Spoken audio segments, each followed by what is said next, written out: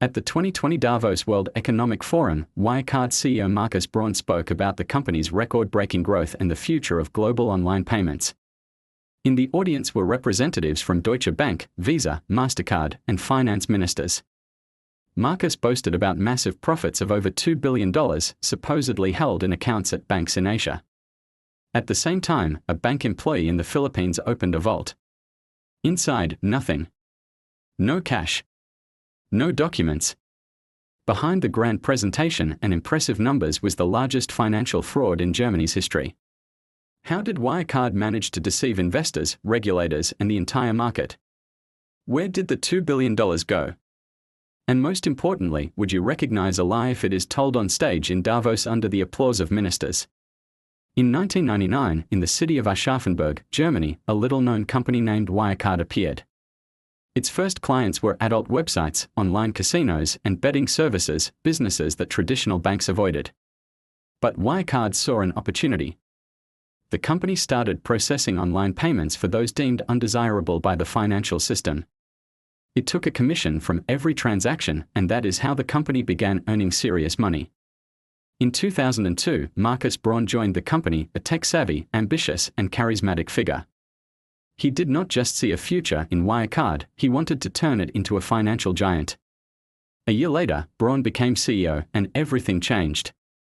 Wirecard began to grow, but a serious challenge emerged. In the mid-2000s, the United States passed a law prohibiting financial companies from processing payments for online gambling. The entire industry suffered, Wirecard most of all. Half of its revenue disappeared in just a few weeks. By all indicators, the company should have downsized, but that never happened. In the financial reports, growth. In public speeches, optimism. Instead of a crisis, Wirecard entered new markets and started buying obscure companies in Asia, the Middle East, and Latin America. Some were barely functioning. Others existed only on paper. These firms became the foundation of a new business model. They were called partners, through which Wirecard allegedly processed billions in transactions. New sources of profit appeared in reports. Money seemed to come out of nowhere, but looked entirely legitimate. The operations were led by Jan Marsalek, young, ambitious, the perfect executive. He set up the partner structure in Asia and oversaw transactions that were almost impossible to verify. The system was opaque and complex but looked effective from the outside. Documents were signed. Accounts opened. Transactions completed. These transactions formed the success the company presented to the world. Meanwhile, Braun built a completely different image. He stepped into the public eye, appeared at conferences, forums, and investor summits. He spoke as the new face of financial technology, talked about global payments innovation and the digital transformation of banking. The media quoted him. Investors listened. And Wirecard became a star in German Fintech. Behind the scenes, reality looked very different. As real income began to decline, Wirecard's leadership realized that the only way to maintain the image of a successful company and attract new investors was through falsification. At the heart of the scheme were so-called trust accounts. The company claimed that most of its profits did not come directly but through partner companies in Asia. The money, they said, was held in accounts at banks in the Philippines, Singapore, and Dubai. Wirecard insisted the funds belonged to its partners and that the company merely managed them. This structure provided perfect cover. The accounts were nearly impossible to verify. To maintain investor confidence, Wirecard published annual reports showing continuous growth. Revenues rose. Markets expanded. The scale was impressive. But all the numbers were fiction. The company created forged documents, fake contracts, and dummy accounts. And it all looked convincing. Wirecard tailored internal reports to match target metrics. The paperwork was flawless, but the money existed only in spreadsheets. Outwardly, it looked like a successful fintech company conquering the global market. Braun personally oversaw the public image. He spoke at forums and conferences, pitching a financial revolution, a digital future, and Wirecard's role in it. Ministers, bankers, and investors listened. The press called him the German Steve Jobs. In 2018, the company reached its peak. Wirecard joined DAX, the benchmark index of Germany's stock exchange. It became one of the country's 30 most influential companies, alongside Volkswagen, Siemens, and Deutsche Bank. It was a moment of official recognition. Shares soared to €191. Funds poured in. The company's valuation topped $26 billion. Everyone wanted to be part of the story. But not everyone was impressed. In 2015, journalists from the Financial Times began their own investigation. They asked questions: why had no one seen these partners? Where was the proof of transactions? Why did the company constantly change auditors? Wirecard reacted aggressively. Lawsuits were filed against the Financial Times. Journalists were accused of lying and manipulating markets. Markus Braun claimed it was a conspiracy to tank the stock price. The company hired private investigators. They tracked journalists, dug for dirt, tried to discredit the publication. But the Financial Times did not back down. They published more facts each week, more convincing. Still, the company held on. The scheme continued. Wirecard managed to maintain the illusion of stability for several more years. Ernst & Young, one of the world's most prestigious audit firms, signed off on the financial statements year after year. No objections. No red flags. Publicly, everything was fine. Internally, Wirecard had long since run out of money to cover even half of what it owed investors. The system would hold, but only until someone asked to verify the facts. That moment was getting closer.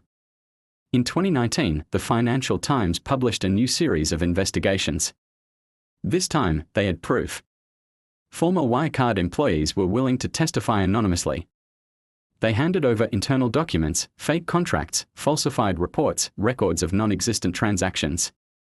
Everything pointed to the same conclusion: Wirecard was a carefully constructed financial scheme. Offshore companies. Fictitious payments. Pressure on staff who asked too many questions. These were no longer suspicions, they were facts. Still, the company denied everything. Markus Braun went on German television repeating that Wirecard was the victim of a conspiracy. He claimed competitors feared the company's success and wanted to destroy it. He said the journalists were simply manipulating the public.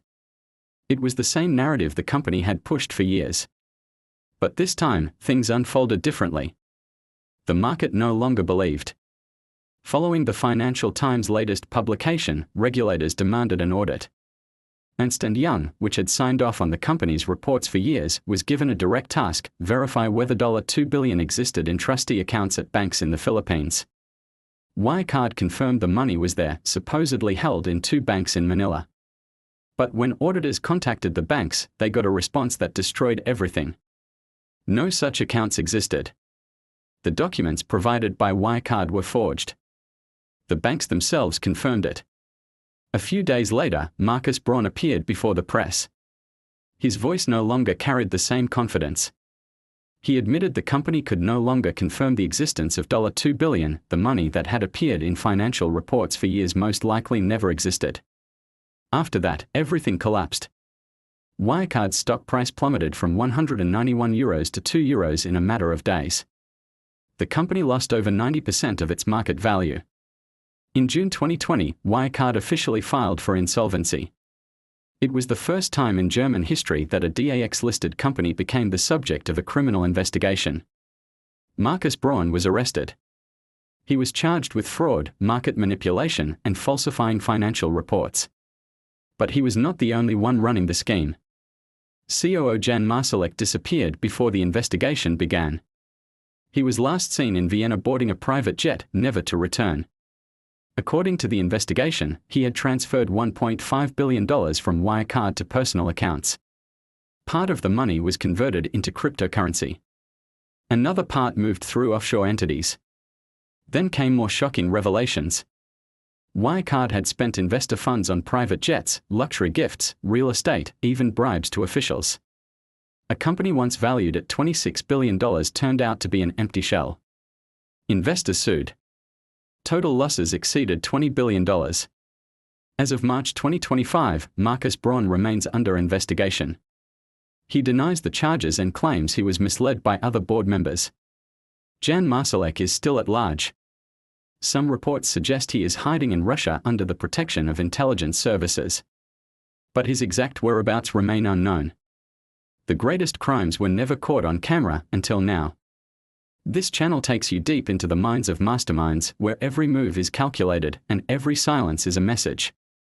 If you are obsessed with perfect heists, criminal genius, and the truth they tried to bury, then you belong here. Subscribe, turn on the bell, and enter the shadows where legends are made and loyalty is always a lie.